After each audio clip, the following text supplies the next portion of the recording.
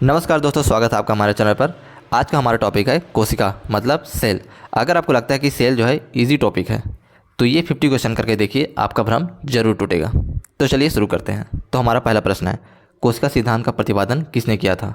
तो इसका उत्तर हो जाएगा ऑप्शन बी, स्लाइडेन व स्वान। स्लाइडेन और स्वान ने ही कोशिका सिद्धांत का प्रतिपादन किया था। तो इसका उत्तर हो जाएगा ऑप्शन बी। अब आते हैं दूसरे प्रश्न पर। कथन है सभी जीव कोशिकाओं से बने होते हैं और इसका कारण है कोशिका जीवन की संरचनात्मक व क्रियात्मक इकाई है। तो इसका उत्तर हो जाएगा ऑप्शन बी। ए व आर दोनों सही तो है, लेकिन जो आर है वह ए की व्याख्या नहीं करता है।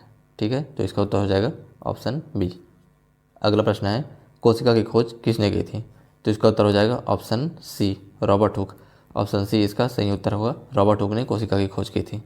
अगला प्रश्न देखते हैं, प्रोकैरियोटिक कोशिकाओं में अनुपस्थित होती है, मतलब प्रोकैरियोटिक कोशिकाओं में क्या अनुपस्थित होती है वो बताना है। तो इसका उत्तर हो जाएगा ऑप्शन सी, नाभिकीय झिल्ली। प्रोकैरियोटिक कोशिका में नाभिकीय झिल्ली नहीं होती है। ठीक है, तो ऑप्शन सी इसका सही उत्तर हो जाएगा। अब अगला प्रश्न देखते हैं, पांचवा प्रश्न। निम्न में से किस कोशिकांग को कोशिका का पावर हाउस कहा जाता है? तो ये इजी क्वेश्चन है, इसका उत्तर हो जाएगा माइटोकॉन्ड्रिया। ऑप्शन बी इसका सही उत्तर हो जाएगा, माइटोकॉन्ड्रिया को ही पावर हाउस कहा जाता है। ठीक है, कोशिका का। अगला प्रश्न है, सही जोड़ी चुनिए, इसमें सही जोड़ी मिलाना है। ऑप्शन ए माइटोकॉन्ड्रिया और प्रोटीन संश्लेषण, तो ये गलत हो जाएगा। ऑप्शन बी राइबोसोम ऊर्जा उत्पादन, राइबोसोम ऊर्जा उत्पादन नहीं करता है, ये भी गलत हो जाएगा। ऑप्शन सी गाल्जी तंत्र स्त्रावण, ये सही उत्तर हो जाएगा। ऑप्शन सी इसका सही उत्तर हो जाएगा, सी इसका सही उत्तर हो जाएगा। ठीक है, सातवां प्रश्न है, निम्न में से किस कोशिकांग में डीएनए पाया जाता है? तो इसका उत्तर हो जाएगा ऑप्शन बी, माइटोकॉन्ड्रिया ही एक ऐसा कोशिकांग है जिसमें डीएनए पाया जाता है। ठीक है, तो ऑप्शन बी इसका सही उत्तर हो जाएगा। आठवां प्रश्न है, कथन ए कहता है कि लाइसोसोम को आत्मघाती थैली कहा जाता है और कारण इसमें पाचक एंजाइम होते हैं। तो इसका उत्तर हो जाएगा ऑप्शन ए। कथन और कारण दोनों सही हैं और आर जो है ए की सही व्याख्या भी करता है। ठीक है, ऑप्शन ए इसका सही उत्तर हो जाएगा। अगला प्रश्न देखते हैं अब, नौवां प्रश्न, प्लाज्मा झिल्ली का मुख्य कार्य क्या है? ठीक है, प्लाज्मा झिल्ली का मुख्य कार्य बताना है आपको। ऑप्शन ए ऊर्जा उत्पादन, ऑप्शन बी पदार्थों का चयनात्मक परिवहन, ऑप्शन सी प्रोटीन संश्लेषण या ऑप्शन डी कोशिका विभाजन। तो नौवां का आंसर हो जाएगा ऑप्शन बी, पदार्थों का चयनात्मक परिवहन। ऑप्शन बी इसका सही उत्तर हो जाएगा। 10वां प्रश्न है, कोशिका भित्ति मुख्यतः किससे बनी होती है? तो इसका उत्तर हो जाएगा ऑप्शन सी, सेलुलोज की। ऑप्शन सी इसका सही उत्तर हो जाएगा, कोशिका भित्ति जो है मुख्यतः सेलुलोज की बनी होती है। ठीक है, अगला प्रश्न देखते हैं आप, 11वां प्रश्न, नाभिक की खोज किसने की थी? ये आपको पता ही होगा, नाभिक की खोज की थी रॉबर्ट ब्राउन ने। ऑप्शन बी इसका सही उत्तर हो जाएगा। अगला क्वेश्चन, यूकेरियोटिक कोशिका में अनुपस्थित होता है, मतलब यूकेरियोटिक कोशिका में क्या अनुपस्थित होता है ये आपको बताना है।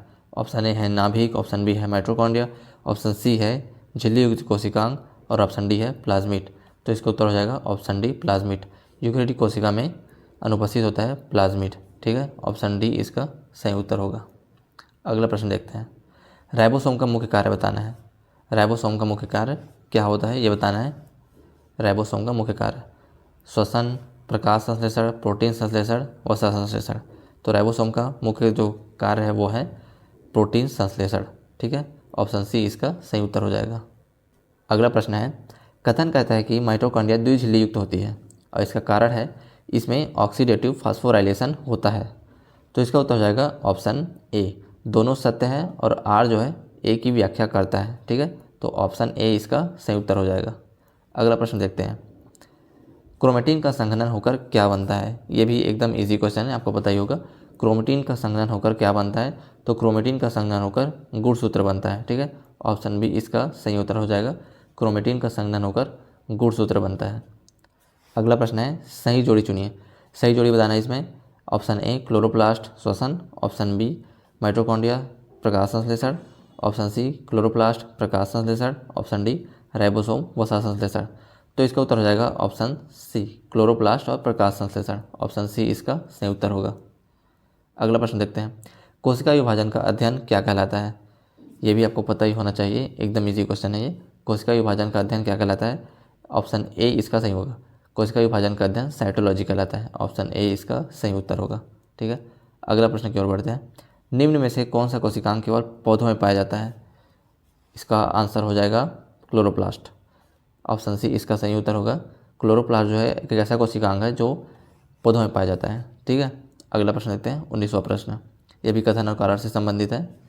कथन कहता है लाल रक्त कणिकाओं में नाभिक नहीं होता और कारण है अधिक ऑक्सीजन वहन हेतु। ठीक है, तो इसका उत्तर हो जाएगा ऑप्शन ए। दोनों सत्य है और आर जो है ए की सही व्याख्या करता है। ऑप्शन ए इसका सही उत्तर हो जाएगा। ठीक है, अगला प्रश्न देखते हैं। साइटोप्लाज्म का मुख्य घटक क्या है? साइटोप्लाज्म का मुख्य घटक आपको बताना है। ऑप्शन ए जल, option B protein, option C वसा या ऑप्शन डी कार्बोहाइड्रेट। तो इसका उत्तर हो जाएगा ऑप्शन ए जल।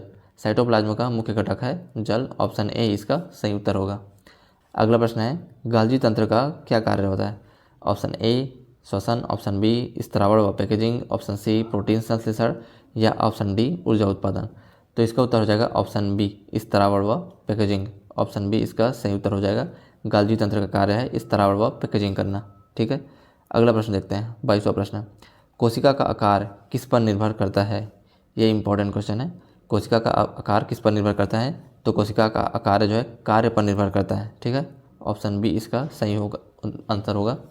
निम्न में से कौन सा कोशिकांग आत्म प्रतिलिपि बनाता है? मतलब ऐसा कौन सा कोशिकांग है जो खुद का प्रतिलिपि बनाता है? ठीक है, कौन सा कोशिकांग है जो खुद का प्रतिलिपि बनाता है? तो इसका उत्तर हो जाएगा माइटोकॉन्ड्रिया। ऑप्शन सी इसका सही है। ऑप्शन सी माइटोकॉन्ड्रिया को जो है खुद का प्रतिलिपि बनाता है। ठीक है, माइटोकॉन्ड्रिया एक ऐसा अंग है या कोशिकांग है जो खुद का प्रतिलिपि बना सकता है। ठीक है, अगला प्रश्न देखते हैं 24वां प्रश्न। ये भी कथन और कारण से संबंधित है।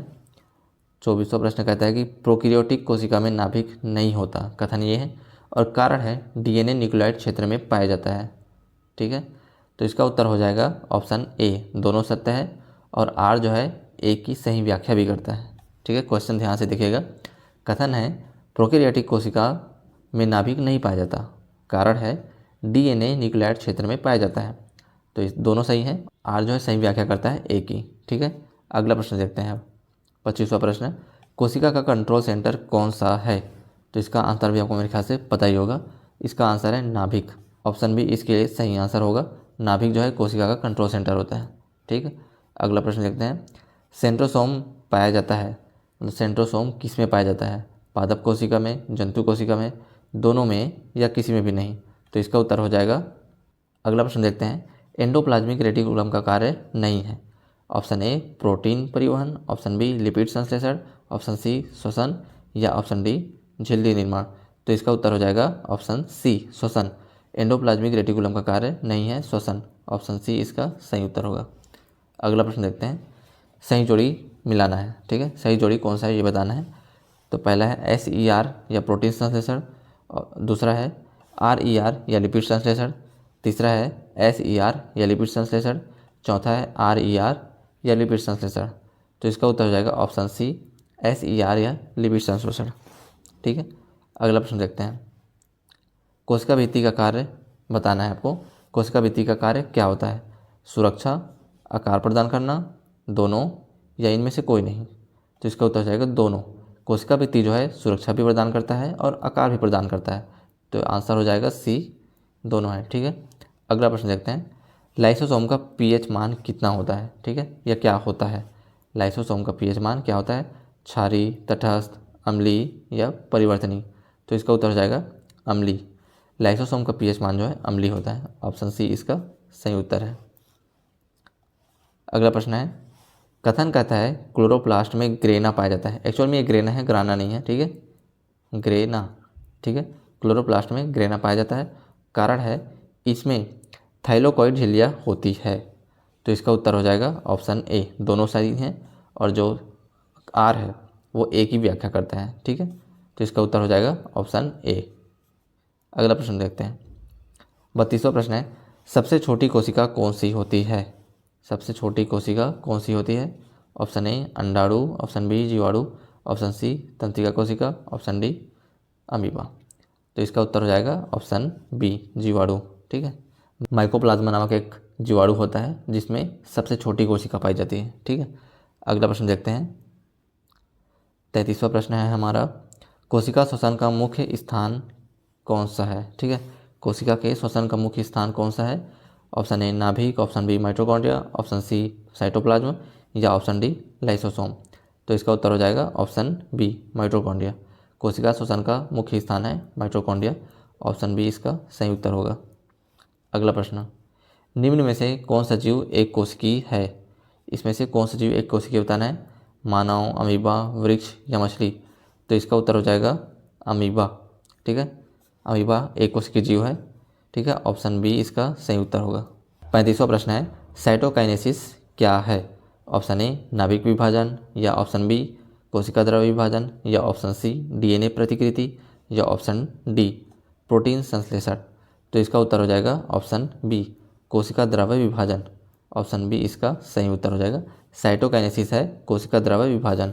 ठीक है, अगला प्रश्न देखते हैं। फिर से सही जोड़ी कौन सा बताना है? ऑप्शन ए न्यूक्लियस या आरआरएनए, ऑप्शन बी न्यूक्लियस या एटीपी निर्माण, ऑप्शन सी न्यूक्लियस या डीएनए संश्लेषण, ऑप्शन डी न्यूक्लियस या वसा संश्लेषण। तो इसका उत्तर हो जाएगा आपका ए न्यूक्लियस या आरआरएनए निर्माण। ठीक है, अगला प्रश्न है, प्लास्टिड के प्रकार नहीं है। प्लास्टिड के प्रकार कौन सा इसमें से नहीं है वो बताना है। ठीक है, इसका उत्तर हो जाएगा ऑप्शन डी लाइसोसोम। लाइसोसोम जो है प्लास्टिड का प्रकार नहीं है, तो ऑप्शन डी इसका सही उत्तर होगा। अगला प्रश्न, कथन कहता है जीवाणु में माइटोकॉन्ड्रिया नहीं होता है। कथन कहता है कि जीवाणु में माइटोकॉन्ड्रिया नहीं होता, और कारण कहता है श्वसन प्लाज्मा झिल्ली पर होता है। तो इसका उत्तर हो जाएगा ऑप्शन ए दोनों सत्य है। ठीक है, दोनों सत्य है, और आर जो है सही व्याख्या करता है ए की। ठीक है, तो ऑप्शन ए इसका सही उत्तर होगा। अगला प्रश्न देखते हैं, सबसे लंबी कोशिका कौन सी है? इसका उत्तर भी आपको पता होना चाहिए, सबसे लंबी कोशिका कौन सी है। तो ऑप्शन बी इसका सही उत्तर होगा। तंत्रिका कोशिका जो है सबसे लंबी कोशिका है। ऑप्शन बी इसका सही उत्तर होगा। ठीक है, अगला प्रश्न देखते हैं 40वां नंबर का। कोशिका झिल्ली किस सिद्धांत पर कार्य करता है? कोशिका झिल्ली किस सिद्धांत पर कार्य करता है? ऑप्शन ए द्रव मोजेक मॉडल, ऑप्शन बी ठोस मॉडल, ऑप्शन सी इकाई मॉडल, ऑप्शन डी कण मॉडल। तो इसका उत्तर हो जाएगा ऑप्शन ए द्रव मोजेक मॉडल। ठीक है, अगला प्रश्न है, प्रोटोप्लाज्म कहाँ जाता है? मतलब प्रोटोप्लाज्म किसे कहा जाता है? ऑप्शन ए कोशिका भित्ति, या ऑप्शन बी नाभिक को, या ऑप्शन सी जीवित पदार्थ को, या ऑप्शन डी मृत पदार्थ को। तो इसका उत्तर हो जाएगा ऑप्शन सी जीवित पदार्थ को। जीवित पदार्थ को प्रोटोप्लाज्म कहा जाता है। ठीक है, ऑप्शन सी इसका सही उत्तर होगा। अगला प्रश्न है, कोशिका का अध्ययन कहलाता है, मतलब कोशिका का अध्ययन क्या कहलाता है? Option A anatomy, option B cytology, option C physiology, या ऑप्शन डी जेनेटिक्स। तो इसका उत्तर हो जाएगा option B cytology. Option B इसका सही उत्तर होगा। कोशिका का अध्ययन जो है साइटोलॉजी कहलाता है। ठीक, अगला प्रश्न, ये भी कथन और कारण से संबंधित है। कथन कहता है पौधे कोशिका में वैक्यूल बड़ा होता है। ठीक है, मतलब पादप कोशिका में वैक्यूल बड़ा होता है। कारण कहता है कि तुर्गता बनाए रखने हेतु। ठीक है, तो इसका उत्तर हो जाएगा ऑप्शन ए दोनों सत्य है, और आर जो है सही व्याख्या करता है। अगला प्रश्न देखते हैं, वैक्यूल में भरा द्रव्य कहलाता है। वैक्यूल में भरा द्रव्य क्या कहलाता है? Option A cytosol, option B cell sap, option C plasma, या ऑप्शन डी एंजाइम। तो इसका उत्तर हो जाएगा option B cell sap. Vacuole से भरा द्रव जो है सेल सेप कहलाता है। ऑप्शन बी इसका सही उत्तर होगा। अगला प्रश्न, कोशिका चक्र का सबसे लंबा चरण कौन सा होता है? Option A prophase, option B metaphase, option C interphase, या ऑप्शन डी टीलोफेज। तो इसका उत्तर हो जाएगा ऑप्शन सी इंटरफेज। ठीक है, ऑप्शन सी इसका सही उत्तर होगा। कोशिका चक्र का सबसे लंबा चरण है इंटरफेज। अगला प्रश्न, सही जोड़ी कौन सा बताना है? ठीक है, ऑप्शन ए दिया है मेटाफेज गुणसूत्र ध्रुवों पर, ऑप्शन बी एनाफेज गुणसूत्र अलग होना, ऑप्शन सी प्रोफेज कोशिका द्रव्य विभाजन, ऑप्शन डी टेलोफेज डीएनए प्रतिकृति। तो इसका उत्तर हो जाएगा ऑप्शन बी एनाफेज गुणसूत्र अलग होना। ठीक है, ऑप्शन बी इसका सही उत्तर हो जाएगा। अगला प्रश्न देखते हैं, कोशिका एटीपी का निर्माण होता है, मतलब कोशिका में एटीपी का निर्माण कहाँ पर होता है? Option A ribosome, option B mitochondria, option C नाभिक, या ऑप्शन डी गल्जी तंत्र। तो इसका उत्तर हो जाएगा ऑप्शन बी माइटोकॉन्ड्रिया में। माइटोकॉन्ड्रिया में ही एटीपी का निर्माण होता है। ठीक है, अगला प्रश्न देखते हैं, यह भी कथन और कार्य से संबंधित है। कथन कहता है लाल रक्त कोशिकाएं जो है द्विअवतल होता है, और कारण कहता है अधिक सतह क्षेत्र हेतु।